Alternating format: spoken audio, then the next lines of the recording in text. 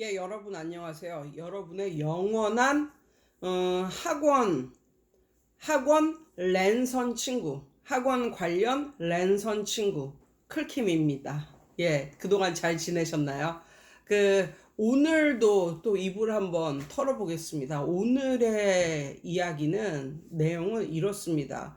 혹시 또 그 선생님도 모든 학원인이 또 내 거를 뭐 다 본다고는 할 수 없지만 혹시 볼 수도 있기 때문에 정말 아주 간략하게만 말씀을 드리면 뭐 그냥 건너 건너 들은 뭐 그런 분인데, 저는 사실 뭐 모르겠어요. 저보다 좀 나이는 한참 아래고 그다음에 뭐 같은 직장에서, 그러니까 제가 그 직장을 나올 때쯤에 그 옛날 대치동에서 일했던 그 직장에서 제가 나올 때쯤에 들어갔던 그런 선생님인가 보더라고요. 근데 저보다 나이는 좀 더 많이 어리고 아무튼 그런 선생님이 계신데, 그분이 이제 그 대치동 학원에서 이제 배울 거 다 배우고 이제 쌓을 거 다 쌓았으니까 나와가지고 자기 학원을 차렸습니다. 예, 자기 학원을 차려가지고 그것도 서울도 아니고 경기도권에 어디에서 학원을 차려가지고 정말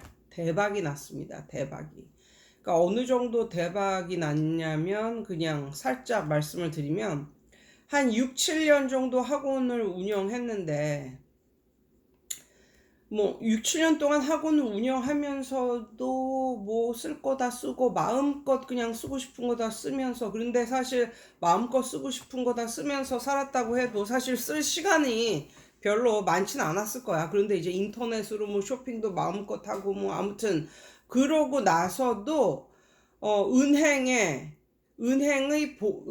본인의 계좌로 쌓였던 것만 8억, 현금 8억이 이제 딱 있는 거예요. 자기 본인의 그 학원을 차린 이후에 한 6, 7년 정도 지나고 보니까. 그래서 이 선생님이 또 똑똑하잖아. 또 학원 강사들이 또 재리에 또 밝다고. 그래서 이걸 가지고 뭘 했냐면 25억짜리 건물을 삽니다. 8억을 가지고 25억짜리 건물을 삽니다. 그런데 은행 대출도 뭐 그냥 흔쾌히 잘 나왔대요. 왜냐하면 뭐 은행 대출 이런 심사 이런 거 보면 건물도 있거니와, 그리고 이 선생님이 너무나 돈을 잘 벌어 썼으니까 은행 대출도 나와서 이제 뭐 건물도 사고 그랬는데, 뭐 그래서 너무너무 인생이 장밋빛이죠. 너무너무 좋죠. 그런데 그런 일이 일어나고 한 두세 달 후에 몸에 좀 이상이 있어서 병원에 가봤더니 암 말기 진단이 나온 거예요. 암 말기. 네. 암 말기 진단. 그래서 뭐 수술도 하고 뭐 항암 치료도 받고 이랬는데, 그 저도 엄마가 암으로 돌아가시긴 했지만 이 암에 걸린 사람들의 공통점은 뭐냐면 본인에게는 기적이 일어날 것이라 생각을 해요. 본인에게는 기적이 일어날 거라 생각을 해. 그래서 우리 엄마도 옛날에 뭐 의사 선생님이 6개월이다, 앞으로 6개월이다 이렇게 말씀을 하셨는데, 엄마는 자기만은 그게 비켜갈 거라고 그렇게 믿고 계시더라고요. 그런데 정확히 6개월 후에 엄마가 돌아가셨거든요.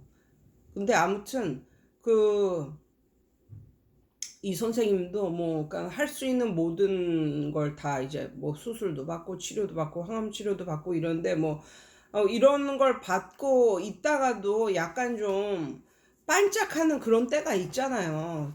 그런 때가 있거든요. 그런데 반짝하거나 그럴 때 뭘 생각을 하냐면 학원으로 복귀할 생각을 하고 있다고.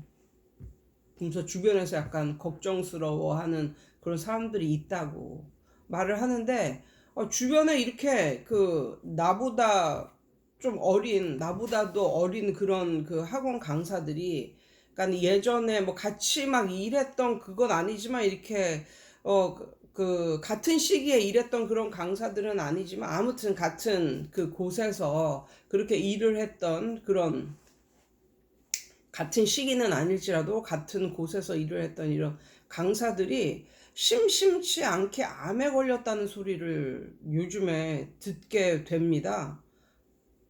예, 암에 걸렸다는 소리를 듣게 되면서 와, 뭐 사람 뭐 요즘에는 인생 100세 시대고 어쩌고 저쩌고인데 내 주변에는 100살까지 산 사람을 본 적도 없고 이런 강사 뭐 이런 사람들이 암에 걸리고 이런 걸 보면 정말 너무나 안타깝죠.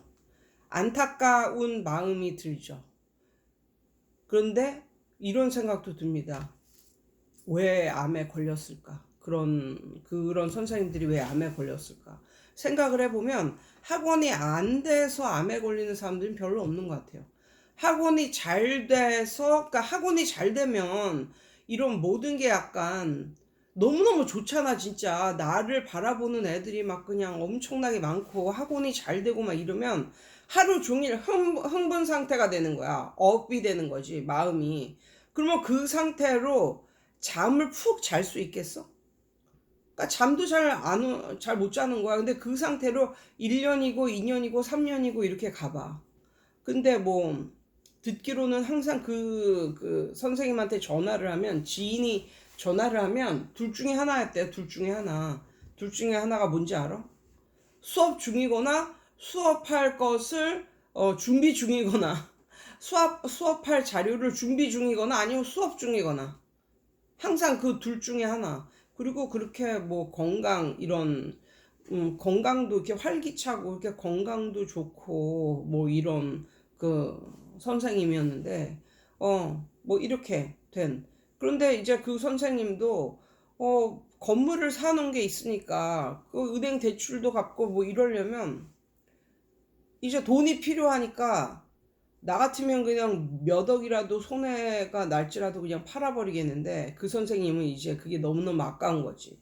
그래서 그것을 위해서 다시 그 학원을, 지금은 이제 그 선생님이 가르치는 그 반만 빼고 다른 선생님들이 이제 하고 계시는데, 학원에 하루빨리 복귀를 할 그런 생각을 하고 있다는 말을 좀 건너서 이렇게 들었는데, 그게 약간 좀 안타까운 것 같고, 그래서 왜 학원 강사들이 암에 걸릴까 뭐 이런 생각을 하다가, 그러니까 모든 암의 근원은 100% 스트레스인 것 같아요. 예, 스트레스. 100% 스트레스인 것 같아요. 그리고 이런 말 있잖아. 요즘에 그런 생각도 듣게 되는데, 이런 말 있잖아. 그 뭐지? 강남 여자들이 어 호르몬제 그거를 많이 먹고 뭐 이러다 보니까 그걸 다 유방암에 걸렸다 뭐 이런 말을 해서 나이가 지긋하고 이제 호르몬제를 먹어야 될 나이인데도 불구하고 유방암에 걸릴까봐 호르몬제도 안 먹고 일하는 그런 선생님들, 원장님들, 이런 사람들이 있거든요. 근데 그런 사람들에 대해서 한번 생각을 해 봤는데 내가 내린 결론은 이거야. 암은 100% 스트레스로 인해서 생기고, 이렇게 봤을 때 지역적으로 봤을 때 강남에 그 암 환자들이 많이 발생하는 이유가, 생각을 해봐. 저기 시골에서 뭐 전라남도 고흥이라고 치자. 거기서 사는 아줌마랑 강남에서 열심히 자기 직업을 갖고 사는 아줌마랑 누가 더 스트레스를 많이 받겠냐? 당연히 강남에 사는 직업을 갖고 사는 여자가 스트레스를 훨씬 더 많이 받지 않을까?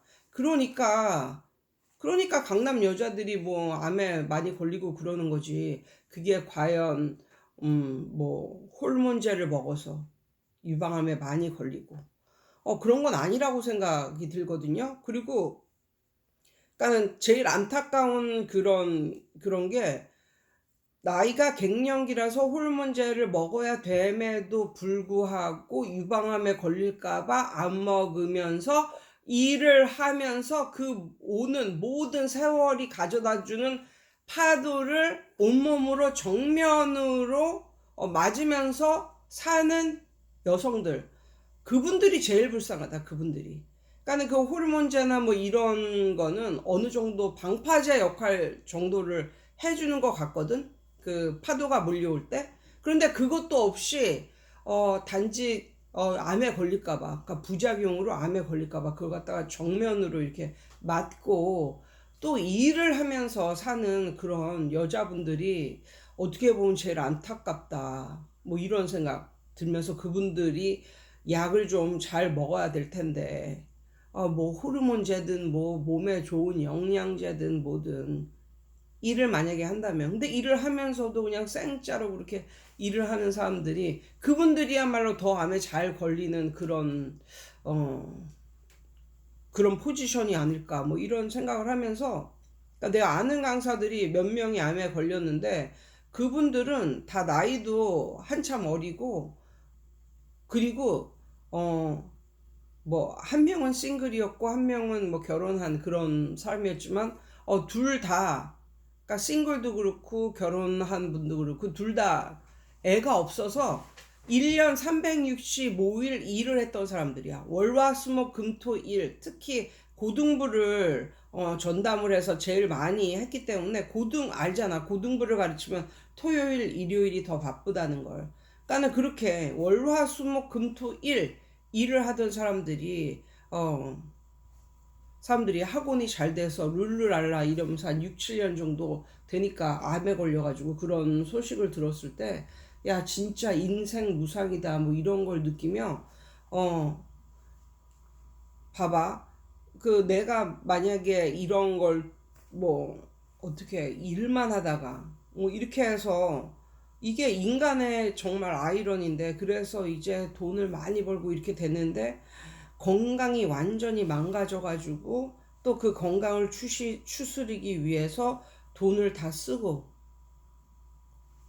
그러니까 뭐 다시 원점으로 돌아온 뭐 이런, 돈을 다 쓰고 나면 다시 원점으로 돌아온 이런 경우. 근데 이런 경우가 뭐 학원인들한테만 있는 게 아니라 사업하는 사람들한테는 다 그런 게 있어. 막 돌고 돌고 돌아서 20년간 뭐 떵떵거리고도 살아봤다가 이렇게 하다가 나중에 다시 제자리로 오는 뭐 이런 사람들. 근데 만약에 이렇게 제자리로 왔단 말이야. 어떤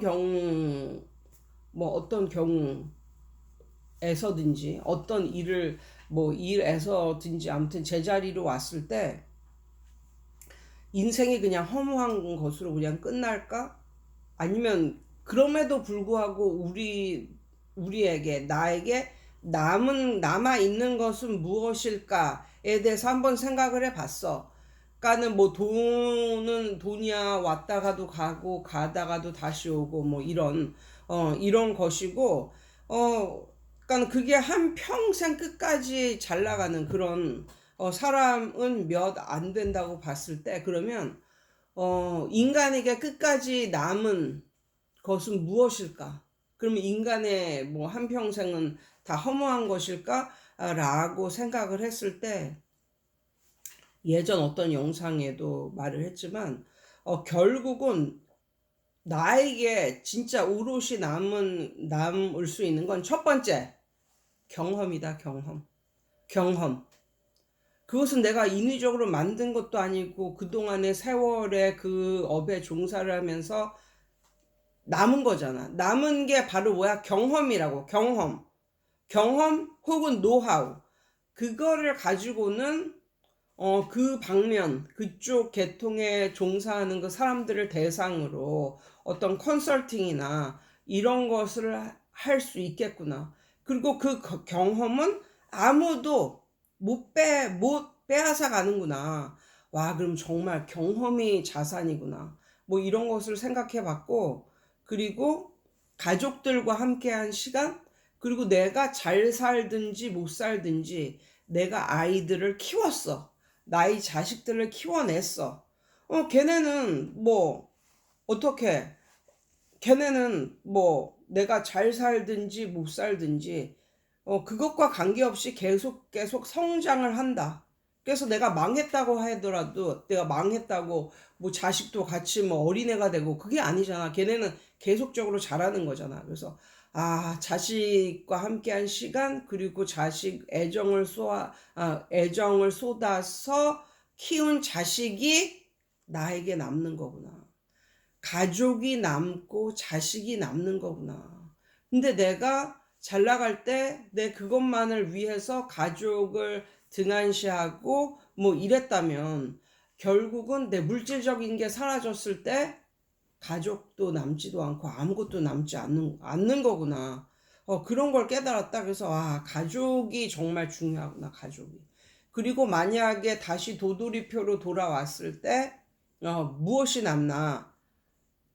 약간의 사람이 남는구나, 사람이. 그때 내가 잘 나갈 때 함께 일했던 그런 나의 뭐 동료들이랄까, 아니면은 나와 교류했던 그런 같이 고생하면서 이렇게 함께 했던 나의 친구 중에서도 다 남는 게 아니라 정말 진실하게 이렇게 진실하게 해왔던 친구, 그런 친구 한두 명이 남는구나, 한두 명이. 그래서 나중에 늙어서라도 그런 친구하고 같이 이렇게 밥을 먹으며 옛날을 회상할 수 있고 또 서로의 마음을 나눌 수 있는 그런 친구가 남는 거구나, 친구가. 그 다음에 조금 더 나아가서 만약에 선생님들이라면 요런 케이스도 있을 것 같아요. 뭐냐면 애가 엄청나게 똑똑하고 이런데 집안 사정이 별로 안 좋아. 집안 사정이 별로 안 좋아.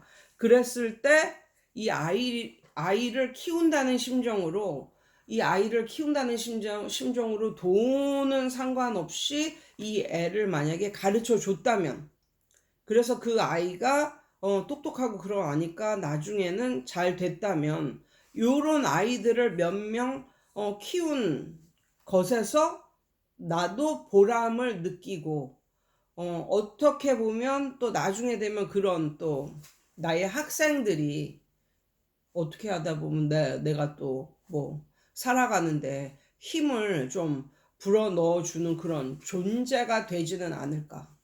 그러니까는 강사들이 잘 나갔다가 만약에 못 나가게 돼서 다시 원점으로 돌아왔을 때 그럼에도 불구하고 무엇이 남는 것인가, 뭐 이런 것을 생각을 해 보게 됐고요.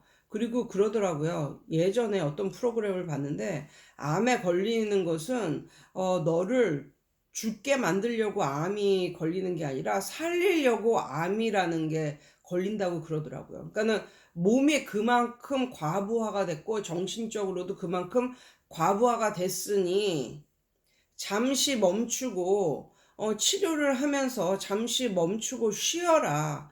그러니까 쉬면은 어느 정도 어느 정도 쉬면서 치료를 받고 완전히 쉬면서 치료를 받고 이러면 웬만한 암은 낫는다고 그러더라고요. 근데 사람들이 일을 못 놓는 거죠.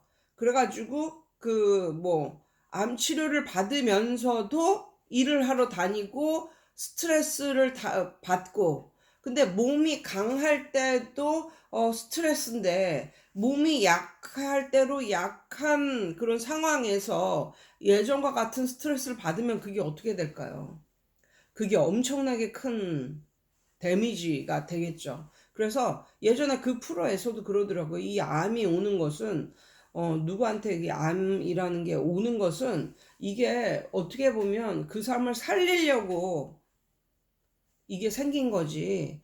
이게 그래서 쉬어가라. 인생에 있어서 좀 쉬어가라. 뭐 이런 사인이고, 그것에 잘 반응을 하고 응답을 하면 그런 사람은 다시 살아서 또 건강하게 다시 살 수 있다고 그런 생각이 들고, 또 예전에는 이런 생각도 들었다. 어떤 생각이 들었냐면 여자가 남자보다 한 7, 8년 정도 오래 산다며, 뭐 그런 통계가 나와 있잖아요. 커피 좀 마시고. 그 이유를 한번 생각을 해봤다. 이유를 한번 생각을 해봤을 때 여자들은 만약에 결혼을 하면 어떻게든 저떻게든